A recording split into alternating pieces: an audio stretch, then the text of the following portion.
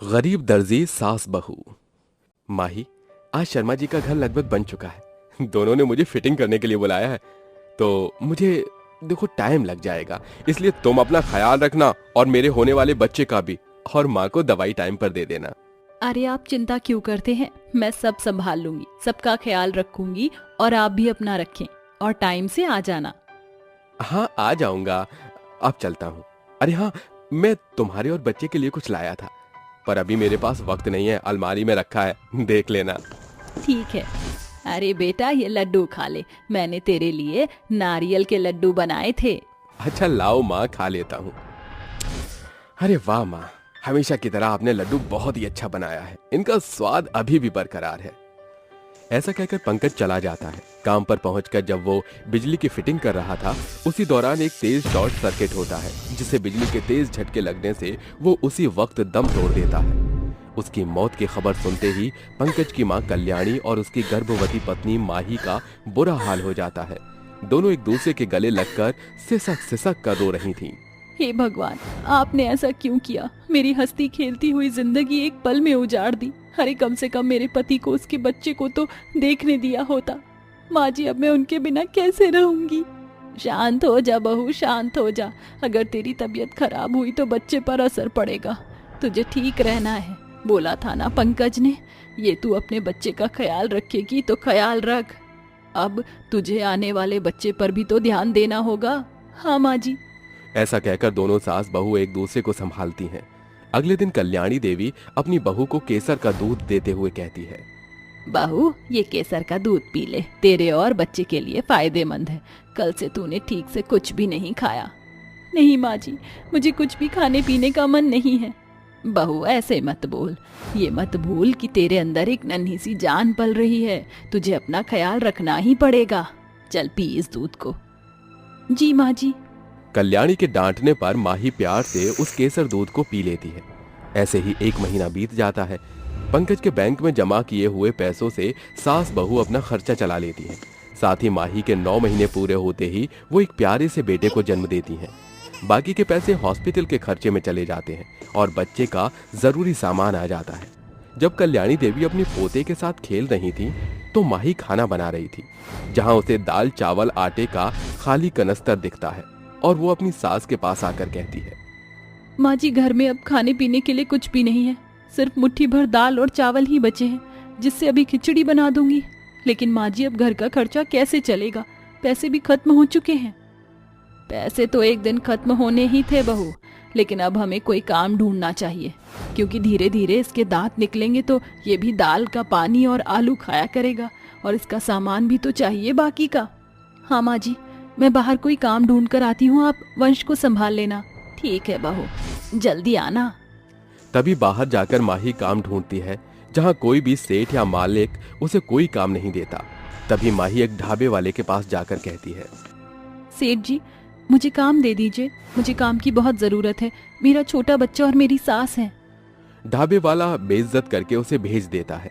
जिसके बाद वो घर की ओर लौटती है तो सामने कबाड़े वाले और एक आदमी का झगड़ा देखती है। अरे भैया, तुमको देना है तो दो, टाइम खोटी ना करो। मुझे और भी जगह कबाड़ी लेने जाना है, 200 लगाऊंगा। अरे ऐसे कैसे, दोस्त हो, खराब थोड़ी बेच रहा हूँ। चलती फिरती मशीन है। वो तो मेरी बीवी चली गई है मुझे छोड़कर, तो इस मशीन का मेरे पास कोई काम नहीं है।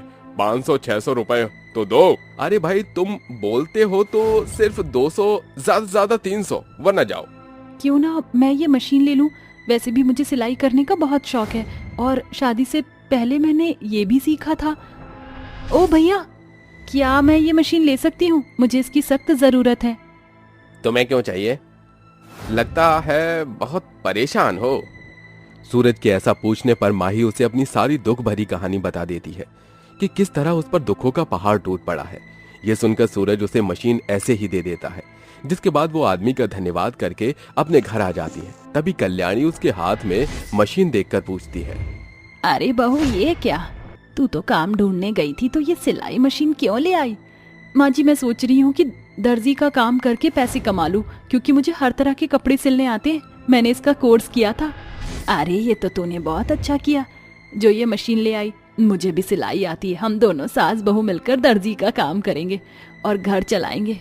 पर लोग कैसे आएंगे? माँ जी, मैं अभी बाहर बोर्ड लगा देती हूँ, जिसे पढ़कर लोग हमारे पास कपड़े सिलवाने आएंगे। हाँ बहू, ये तूने ठीक कहा। देख, वंश रो रहा है तो इसे संभाल ले। ये सुनकर माही अपने बच्चे के साथ खेलती है। आले ले ले मेरा वंश, क्यों रो रहा है? क्या हुआ, भूख लगी है? तभी वो वंश को दूध पिला देती है और फिर सिलाई का बोर्ड लगाकर घर के बाहर लगा देती है, जिसे पढ़कर कुछ देर में ही एक औरत आकर कहती है, अरे क्या आप लहंगा और ब्लाउज सिलती हैं? मुझे अर्जेंट में चाहिए था। कोई भी दर्जी मेरा काम नहीं कर रहा और रात को मुझे शादी में जाना है। हाँ जी बिल्कुल, आप शाम को आ जाना, आपको तभी ये मिल जाएगा। ठीक है, कितने लगेंगे इसके? ब्लाउज के 300, लहंगे के 200। ठीक है, तो मैं शाम को आ जाऊंगी। ये कहकर सुमन चली जाती है। बहू तू ऐसा कर, वंश सो गया है, मैं ब्लाउज काट लूंगी, तू सिल लिया करना। हाँ माँ जी, ये अच्छा है, इससे काम भी जल्दी हो जाया करेगा। तभी सास बहू मिलकर दर्जी का काम करके लहंगे को 2 घंटे में ही तैयार कर देते हैं। शाम को सुमन ले जाती है और कहती है, अरे वाह, इतने कम समय में आपने इतना सुंदर लहंगा सिला और ब्लाउज भी बहुत अच्छा बनाया है। शुक्रिया, ये लीजिए आपके पैसे।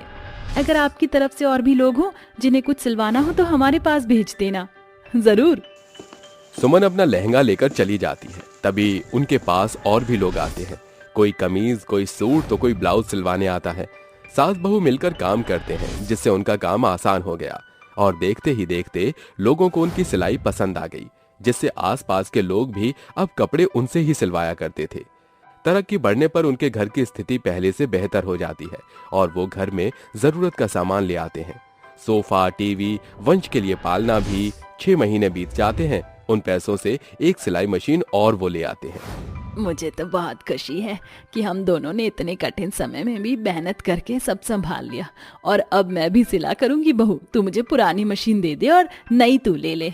अरे नहीं माँ जी, ये नई मशीन पर आप ही काम करो। आंखें बंद कीजिए। तभी माही अपनी सास को चश्मा पहना देती है, जिसके बाद सास आंखें खोलकर कहती है, अरे बहू, तू मेरे लिए चश्मा लाई है। भगवान मेरी बहू को और तरक्की दे। तेरे जैसी ख्याल रखने वाली बहू सबको मिले। वैसे अब मुझे बहुत साफ दिख रहा है, पर क्यों लाई?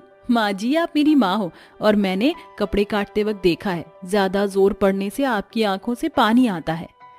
समझदार भी बहुत है तू। अरे आंटी, आप मेरा पटियाला सूट सिल देंगी? आज मुझे सगाई में पहनना है। हाँ, सिल जाएगा। सुनिए, मेरा लहंगा तैयार कर दीजिए, परसों शादी में जाना है। लाओ बेटा, मुझे अपना नाप दे दो, तुम्हें कल ही मिल जाएगा। ठीक है आंटी। तभी कल्याणी उस लड़की का नाप ले लेती है। फिर दोनों सास बहू मिलकर सूट और लहंगा तैयार करती हैं, जिसे पहनकर उनके ग्राहक बहुत खुश होते हैं। इस तरह से देखते ही देखते वो सिलाई के लिए मशहूर हो जाती हैं।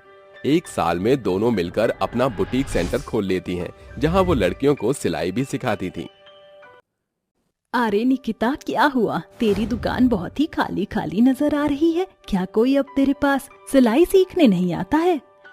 क्या बताऊं आपको, कितनी बार तो मैंने कोशिश की है कि यहाँ के पर्चे भी छपवाए हैं, लेकिन गांव में कोई भी व्यक्ति अपने बच्चों को मेरे पास सिलाई सीखने के लिए भेजता ही नहीं है। तभी वहां पर ममता नाम की एक औरत आती है और कमलेश से कहती है, अरे एक विधवा के पास कौन अपना बच्चा भेजना चाहेगा? क्या पता इस विधवा की तरह हमारे बच्चों पर भी इसका बुरा असर पड़ जाए। ये सुनते ही निकिता मायूस होकर चुप हो जाती है, जिसके बाद कमलेश ममता से कहती है, अरे बहन, एक औरत होते हुए तुम ऐसी बातें करती हुई शोभा नहीं देती। भला इसमें बेचारी निकिता का क्या कसूर है? ये तो किस्मत का लेखा जोखा है, जो सबकी किस्मत में होता ही है। लेकिन इसकी किस्मत का लेखा जोखा तो पता नहीं भगवान ने क्या लिखा है। पहला मर्द इसका बीमारी से मर गया और दूसरा एक कार एक्सीडेंट में मर गया। बस कीजिए, मेरी किस्मत में जो भी लिखा है उसे मेरे ऊपर ही छोड़ दीजिए। आपको मेरी किस्मत के ऊपर उंगली उठाने का कोई अधिकार नहीं है। हाँ, वैसे भी तेरे मुंह कौन लगना चाहता है? मैं तो जा ही रही थी। यहाँ से सोचा इस बेचारी कमलेश को आगाह कर दूं कि कहीं बुरा साया किसी और के ऊपर न पड़ जाए। ऐसा कहकर ममता वहां से चली जाती है, जिसके बाद कमलेश भी वहां से चली जाती है। उन दोनों के जाने के बाद वहां निकिता की सास कल्याणी पहुंचती है और निकिता को इस तरह रोते हुए देख कहती है, अरे बहू, क्या हुआ? तू यहाँ बैठी हुई रो क्यों रही है? आखिर ये सब कब तक चलता रहेगा? जब से सरवन जी का देहांत हुआ है तब से गांव की कोई भी औरत मुझसे बात ही नहीं करती। ऊपर से अब मेरे सिलाई सेंटर के अंदर कोई बच्चा नहीं आता। हमारे पास इस सिलाई सेंटर के अलावा और कोई जरिया भी नहीं है कमाने का। अरे बहू, तू चिंता मत कर, भगवान एक ना एक दिन सब कुछ ठीक कर देगा। ऐसा कहकर कल्याणी निकिता को हौसला देती है, जिसके बाद निकिता कपड़े सिलने में लग जाती है। देखते ही देखते वो शाम तक कुछ कपड़े सिल लेती है। दिन भर वो केवल गांव की उन्हीं लोगों के कपड़े सिल पाती जिन्हें निकिता के विधवा होने से कोई फर्क नहीं पड़ता था। अरे निकिता, कल मैंने तुम्हें अपना एक सूट सिलने के लिए दिया था, क्या तुमने वो सूट सिल दिया है? हाँ बहन, मैंने सूट तो सिल दिया है, ये लो, ये रहा तुम्हारा सूट। अरे वाह, क्या बात है, तुमने तो बहुत अच्छा सूट सिला है, ये लो इसके पैसे। गायत्री निकिता को पैसे देकर वहां से चली जाती है, जिसके बाद दिन भर ऐसे ही उसके कुछ कस्टमर आते हैं और उसे पैसे देकर चले जाते हैं, जिससे वो अपने रोजमर्रा की जिंदगी का खर्चा निकाल पाती है। राशन भी खत्म हो रहा है, आज जाकर राशन ले आऊंगी, वरना कल लंबी लाइन के चलते राशन लाने में बहुत देरी हो जाएगी। निकिता समय पर जाकर राशन की लाइन में लग जाती है, जहां कई सारे लोग लाइन लगाकर खड़े होते हैं। वहीं उसकी एक स्टूडेंट शिल्पा नाम की लड़की उसे देखते ही उसके पैर छूती है और कहती है, नमस्कार मैडम, इतने दिनों बाद आपको देख रही हूँ, आपको देखकर बहुत अच्छा लगा। अरे शिल्पा, तुम तो बहुत बड़ी हो गई हो, और ये सब क्या है, तुमने शादी कर ली है क्या? मांग में सिंदूर, गले में मंगलसूत्र, लेकिन तुम्हारी उम्र तो अभी बहुत छोटी है, तुम्हारे माता पिता ने इतनी जल्दी तुम्हारी शादी क्यों करवाई? पहले मैं आपके सिलाई सेंटर में सिलाई सीखा करती थी, जिसके चलते माता पिता ने कभी मुझे शादी के लिए नहीं बोला, लेकिन जैसे ही आपके पति का देहांत हुआ, मेरे माता पिता ने मेरा बाल विवाह कर दिया। निकिता ये सुनते ही बहुत अफसोस करने लगती है, जिसके बाद वो शिल्पा से कहती है, अरे कोई बात नहीं, जो होता है अच्छे के लिए ही होता है। तुम एक काम करो, अपनी जिंदगी में आगे बढ़ो और जैसा तुम्हारे माता पिता चाहते हैं बिल्कुल वैसा ही करो। निकिता की बातें सुनकर शिल्पा मुस्कुराने लगती है, जिसके बाद निकिता अपने घर राशन ले आती है। राशन आने के बाद वो खाना बनाती है और अपनी सास को खिला देती है। तभी निकिता अपनी सास से पूछती है, माँ जी, विधवा होना इतना बड़ा पाप क्यों है? आखिर क्यों लोगों को विधवा औरतों से इतनी परेशानी है? ये सब पुराने लोगों के बनाए गए नियमों के चलते हुआ है, वरना जैसे नॉर्मली हर कोई इंसान होता है, विधवा भी एक इंसान ही होती है। लेकिन लोगों के अंधविश्वास का हम लोग कुछ नहीं कर सकते। आप सही कहती हो माँ जी, हमें लोगों के अंधविश्वास को एक तरफ करके अपने आगे के बारे में सोचना चाहिए। निकिता अगले दिन जैसे ही सवेरा होता है, एक बोर्ड पर लिखवाती है, विधवा बहुओं के लिए एक सिलाई सेंटर। ये सुनने के लिए तो बहुत अच्छा लग रहा है, लेकिन पता नहीं लोग यहाँ सिलाई सीखने आएंगे कि नहीं। निकिता बोर्ड लगाकर अपने सिलाई सेंटर में काम करना शुरू कर देती है। देखते ही देखते कुछ दिन बीत जाते हैं, जिसके चलते एक दिन शिल्पा सफेद साड़ी पहनकर निकिता के सिलाई सेंटर में आती है और उससे कहती है, मैडम जी, उस दिन आपसे मिलने के बाद जब मैं घर पर राशन लेकर पहुंची तो मेरे घर पर फोन आया कि मेरे पति का देहांत हो गया है। एक कार एक्सीडेंट में उनकी मृत्यु हो गई है। उनकी मृत्यु होने के बाद गांव के लोगों ने मुझे सफेद साड़ी पहना दी। उस दिन से अब मेरी जगह कहीं भी नहीं है। क्या आपके सिलाई सेंटर में मुझे जगह मिल सकती है? ये सुनते ही निकिता की आंखों में आंसू आ जाते हैं, जिसके बाद वो उसे गले से लगाकर कहती है, जो हुआ उसे भूल जाओ और अपने आगे के बारे में सोचो। निकिता शिल्पा को अपने पास रख लेती है और उसे सिलाई सिखाना शुरू कर देती है। देखते ही देखते निकिता के सिलाई सेंटर में और भी कई विधवा औरतें आना शुरू कर देती हैं। चलो, भगवान का शुक्र है कि मेरा ये सिलाई सेंटर किसी के काम तो आया, वरना मुझे तो लग रहा था कि मेरा सपना अधूरा ही रह जाएगा लोगों को सिलाई सिखाने का। निकिता की बातें सुनने के बाद गांव की सभी विधवा औरतें बहुत खुश होती हैं, जिसके बाद वो सभी निकिता के साथ मिलकर सिलाई सेंटर चलाने लगती हैं। देखते ही देखते अब निकिता के पास काफी सारा काम आना शुरू हो जाता है। एक दिन निकिता को एक बहुत बड़ा ऑर्डर आता है। आखिर ये लोग हैं कौन जिन्होंने मुझे इतना बड़ा ऑर्डर दिया है? जैसे ही निकिता लिफाफा खोलती है, उसमें एक बहुत बड़ी कंपनी का नाम लिखा होता है। यहाँ तक कि ऑर्डर का प्राइस भी बहुत बड़ा होता है, जिसे देखकर निकिता बहुत खुश होती है। आखिरकार मेरा सपना पूरा हो ही गया। इतनी बड़ी कंपनी का ऑर्डर मुझे मिला है, इसका मतलब लोगों को मेरा काम पसंद आ रहा है। निकिता अपने सभी स्टूडेंट्स के साथ मिलकर उस ऑर्डर को कंप्लीट करती है, जिसके चलते उस ऑर्डर के द्वारा निकिता को बहुत सारे पैसे मिल जाते हैं, जिसके बाद वो अपने छोटे से सिलाई सेंटर को एक बहुत बड़े सिलाई सेंटर में बदल देती है। एक दिन ममता अपनी बेटी कावेरी को निकिता के सिलाई सेंटर में लेकर आती है। मुझे माफ कर दो, मुझसे बहुत बड़ी भूल हो गई। मुझे नहीं पता था कि उस दिन मैंने जाने अनजाने में तुम्हें बहुत बुरा भला कहा, लेकिन आज मुझे अपनी गलती का एहसास है, इसलिए मैं अपनी बेटी को खुद तुम्हारे सिलाई सेंटर में लेकर आई हूँ। क्या तुम इसे भी सिलाई सिखा सकती हो? निकिता ये सुनते ही बहुत खुश होती है और कहती है, अरे हाँ हाँ, क्यों नहीं, ये भी तो मेरी बेटी जैसी है, मैं इसे सिलाई जरूर सिखाऊंगी। उस दिन के बाद से निकिता के सिलाई सेंटर में केवल विधवा नहीं बल्कि गांव की सभी औरतें और लड़कियां सिलाई सीखने के लिए आना शुरू कर देती हैं, जिसके चलते निकिता की सभी परेशानियां दूर हो जाती हैं और वो अपनी जिंदगी में कुछ अच्छा कर पाती है। रात का समय होता है, सभी लोग अपने घर में आराम से सो रहे होते हैं। तभी रात के समय सुरभि कपकपाती हुई अपने बिस्तर से उठती है। ओहो, कितनी ठंड हो रही है। ऊपर से इतनी ठंड में मुझे प्यास लग रही है। पानी पीने गई तो कहीं ठंड से मैं जम ना जाऊं। सुरभि गरम शॉल ओढ़कर किचन की तरफ जाती है और एक गिलास पानी पीने लगती है। उसके उठने की आवाज से कौशल्या की आंखें खुल जाती है और वो अपने कमरे से सुरभि को आवाज लगाते हुए कहती है, अरे बहू, अगर तू उठी है तो एक काम कर, मेरे पास की अंगीठी में आग कम हो गई है, थोड़ी सी लकड़ी डालकर जला दे। अभी आई माँ जी। सुरभि अपनी सास के कमरे में जाती है और अंगीठी में थोड़ी बहुत लकड़ियां डालकर जलाने लगती है, जिसके बाद आग जलने लगती है। अरे वाह, क्या बात है। थोड़ा सा आग के सामने हाथ पैर सेक लो तो आनंद सा आ जाता है। इस घमासान सर्दी ने तो हम बूढ़ों का जीना ही हराम कर रखा है। अब क्या बताऊं माँ जी, सर्दी के चलते बिस्तर से निकलने का मन ही नहीं करता है। अच्छा बहू, ये सब तो ठीक है, लेकिन शाम से मैंने चिराग को कहीं देखा नहीं है। आखिर चिराग गया कहाँ है? अरे माँ जी, कहाँ आए हैं चिराग जी? तभी आधी रात के समय अचानक उनके घर का दरवाजा बजने लगता है। अरे इस समय कौन आया होगा? अरे और कौन हो सकता है? एक ही तो है हमारे घर में जिसके आने का कोई टाइम ही नहीं है।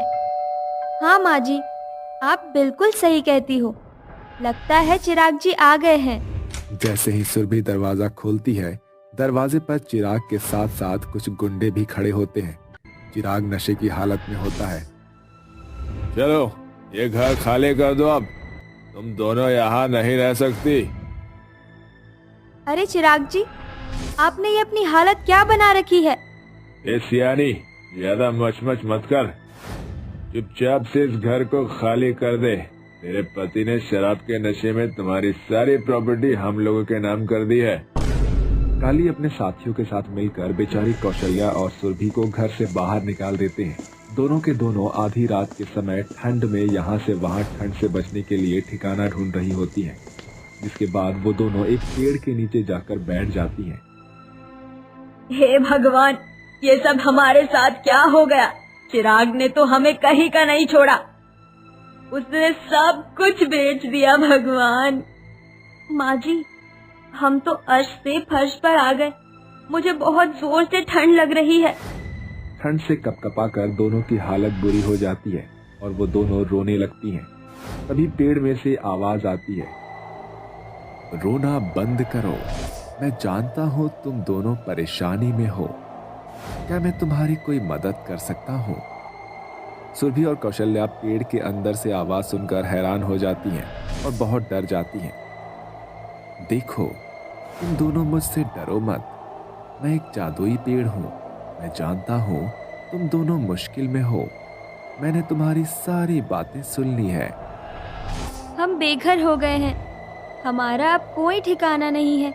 ऊपर से इतनी सर्दी में हम दोनों सास बहू तो यही तड़प तड़प कर मर जाएंगे। चिंता मत करो, मेरे पास तुम्हारे लिए कुछ है। पेड़ के इतना कहते ही वहां पर एक लकड़ी का हीटर प्रकट होता है। ये कोई मामूली हीटर नहीं है, ये एक जादुई लकड़ी का हीटर है। इसे बिजली की आवश्यकता नहीं है, तुम इसे आग से जला सकती हो। जितने बार भी इसे जलाओगी ये राख नहीं होगा, बल्कि ये जैसा है वैसा ही रहेगा। क्या ये सच में जादुई हीटर है? ऐसा कहकर कौशल्या एक माचिस की तीली से उस जादुई लकड़ी के हीटर को जलाती है, जिसके बाद वो जलने लगता है। दोनों सास बहू पूरी रात उसके सामने हाथ सेक कर निकाल देती हैं। अगले दिन जैसे ही सवेरा होता है, कौशल्या अपनी बहू से कहती है, अरे बहू, हमारे पास जादुई हीटर तो है, लेकिन अब हम रहेंगे कहाँ? अरे माँ जी, उसके लिए तो हमें कष्ट उठाना होगा, यानी कि हमें कुछ काम करना होगा। चलो हम अपने लिए काम ढूंढ लेते हैं।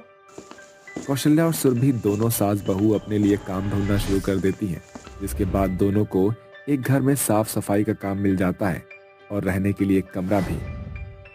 देखो, मैं तुम्हें महीने के केवल एक ही बार तनख्वाह दिया करूंगी, उसके बीच में तुम दोनों मुझसे पैसे नहीं मांगोगी। कौशल्या और सुरभि को ये सब मंजूर होता है, जिसके बाद ठंड में एक तरफ वो घर के काम करती हैं, दूसरी तरफ अपनी जादुई लकड़ी के हीटर पर आकर थोड़ी सी गर्माहट ले लेती हैं। भगवान का लाख लाख शुक्र है कि हमें नौकरी के साथ साथ ये जादुई लकड़ी का हीटर भी मिल गया। कम से कम ये सर्दियाँ तो हमारी अच्छे से निकल ही जाएंगी। हाँ माँ जी, भला हो उस जादुई पेड़ का जिसने हमें ये जादुई लकड़ी का हीटर दिया है। वो दोनों सास बहू आपस में लकड़ी के हीटर पर उसकी गर्माहट लेते हुए बात कर रही होती हैं। तभी ये सारी बातें उनकी मालकिन खिड़की से सुन लेती है। अच्छा, तो ये बात है। इनका ये हीटर कोई मामूली हीटर नहीं, बल्कि लकड़ी का जादुई हीटर है। अब इस हीटर को तो मैं चुरा लूंगी, उसके बाद मुझे इसकी इन सर्दी में लाखों में कीमत मिलेगी। सुरभि और कौशल्या की मालकिन के मन में लालच आ जाता है, जिसके बाद वो हीटर को चुराने का मौका ढूंढने लगती है। एक रात सुरभि और कौशल्या दिन भर के काम को करके थक जाती हैं और गहरी नींद में सो जाती हैं। अरे वाह, दोनों सास बहू जादुई लकड़ी के हीटर को जलाकर सो रही है। यही वक्त है मैं इस जादुई लकड़ी के हीटर को चुराकर ले जाऊं। जैसे ही वो हीटर को चुराने के लिए हीटर को अपने हाथों से उठाती है, अचानक से उसके हाथ जलने लगते हैं और उसे हीटर में से एक आवाज आती है। ये हीटर जादुई हीटर जरूर है, लेकिन ये हीटर तुम जैसे लालची लोगों के काम कभी नहीं आएगा। अगर तुम जैसे लालची इस जादुई हीटर का इस्तेमाल करने की कोशिश भी करोगे तो तुम जैसे लालचियों के हाथ जल जाएंगे। अरे मुझे माफ कर दो, मुझसे गलती हो गई। मैं आइंदा कभी भी लालच नहीं करूंगी। मेरे हाथ जल रहे हैं, मुझे इससे छुटकारा दिलाओ। तभी कौशल्या और सुरभि की नींद खुल जाती है और वो अपनी मालकिन के हाथों को जलते हुए देखकर उसके हाथों पर पानी डाल देती हैं। हे राम रे राम, जल गए मेरे हाथ, अब क्या करूं? अरे मालकिन, आप हमारे कमरे में क्या कर रही हो और आपके ये हाथ कैसे जले?